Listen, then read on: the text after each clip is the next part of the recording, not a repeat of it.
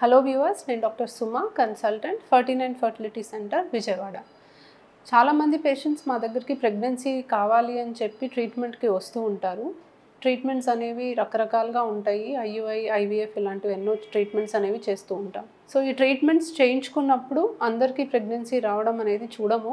Definitely success rate అనేది 100% అయితే కాదు. సో ట్రీట్మెంట్స్ అనేవి ఫెయిల్ అయినప్పుడు పేషెంట్ కామన్గా అడిగే డౌట్స్ ఏంటంటే, మేము అన్ని జాగ్రత్తలు తీసుకున్నాం మేడం, మీరు చెప్పినట్టు చేసాము, అన్నీ బాగున్నాయని అన్నారు, అన్ని మెడిసిన్స్ వాడాము, రెస్ట్లోనే ఉన్నాము, కనీసం మెట్లు కూడా ఎక్కలేదు, తినాల్సినవి తిన్నాము, తినకూడనివి అన్నీ అవాయిడ్ చేసాము, మరి ఇన్ని జాగ్రత్తలు తీసుకున్నా మాకు ఎందుకు ప్రెగ్నెన్సీ రాలేదు అని కామన్గా అడుగుతూ ఉంటారు ఈ క్వశ్చన్. ప్రెగ్నెన్సీ రావడం రాకపోవడం అనేది మీ బిహేవియర్ బట్టి మారదండి. సో మీరు బెడ్ రెస్ట్లో ఉన్నారని ప్రెగ్నెన్సీ వచ్చే అవకాశం ఏం పెరగదు. మెట్లు ఎక్కకుండా ఉన్నా ప్రెగ్నెన్సీ వచ్చే అవకాశం పెరగదు. పథ్యం చేసి ఇవి తినకూడదు, అవి తినాలి అని కూడా ఏమీ ఉండదు. ఇవన్నీ అఫ్కోర్స్ మేము పేషెంట్కి చెప్పినా కూడా చాలామంది అది సీరియస్గా తీసుకోరని వాళ్ళ జాగ్రత్తల్లోనే వాళ్ళు ఉంటారు.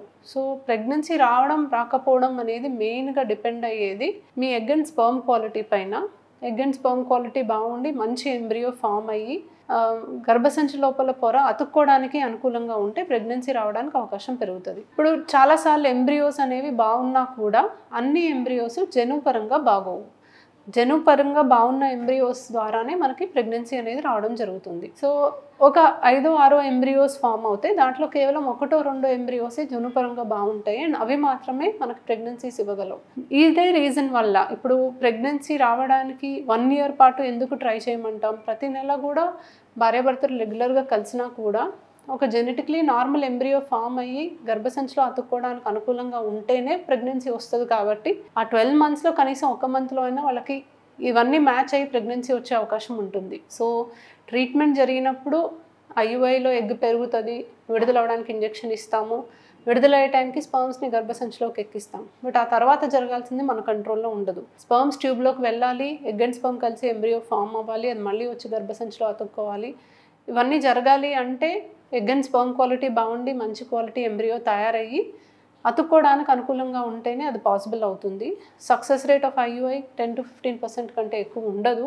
ఇంట్లో ట్రై చేయడంతో పోలిస్తే అవకాశం పెరుగుతుంది. సో 2-3 అటెంప్ట్స్ అనేవి ట్రై చేస్తాము. అప్పటికి రాకపోతే ఐవీఎఫ్ సజెస్ట్ చేస్తాం.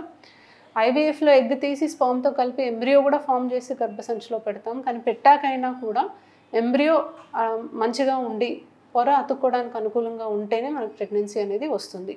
సో మీరేదో జాగ్రత్తలు తీసుకోలేదనో లేకపోతే మీరేదో తప్పు చేశారనో ప్రెగ్నెన్సీ రాకుండా అయితే ఉండదండి. సో మేజర్ రెస్ట్రిక్షన్స్ యాక్చువల్గా ఏం లేవు. ఇప్పుడు రెస్ట్లో ఉంటే ప్రెగ్నెన్సీ వస్తుంది అని అంటే మేమే చెప్తాము. బట్ అటువంటి జాగ్రత్తలు తీసుకోవడం వల్ల రిజల్ట్లో ఎటువంటి మార్పు రాదు కాబట్టి అవన్నీ అవసరం లేదని చెప్తాం. Thank you.